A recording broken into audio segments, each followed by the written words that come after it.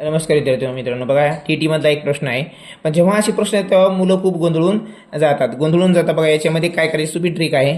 एका संख्येचा 16% जेव्हा 21 सोबत मिळवला जातो तेव्हा मूळ संख्या मिळते. मूळ संख्या म्हणजे काय असते?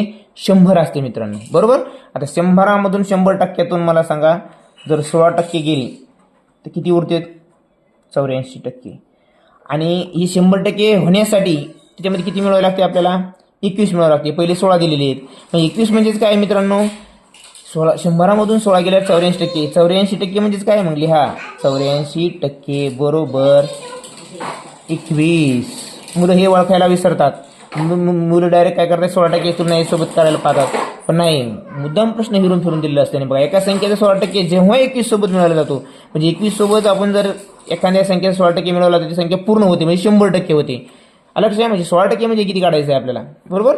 21 म्हणजेच काय? मग 84%, बरोबर. तर आपल्याला काय काढायचं आहे? तर मूळ संख्या मिळते, तर ती संख्या कोणती? मूळ संख्या काढायची. मग 100% बरोबर किती?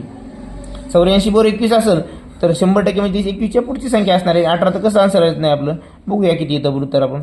आता या ठिकाणी काय? 21 गुणिले 100, बरोबर.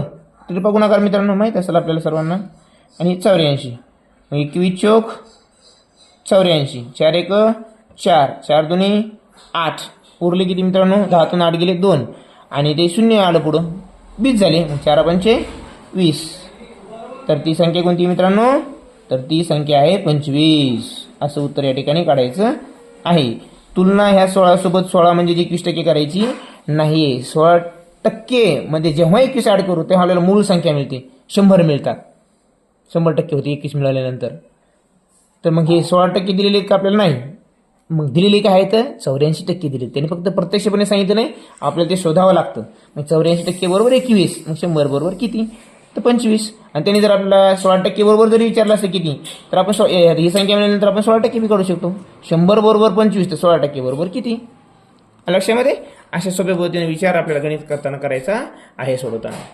आशा करूया तुम्हाला समजलं असेल तर चॅनलला लाईक आणि सबस्क्राईब करायला मात्र विसरू नका. धन्यवाद.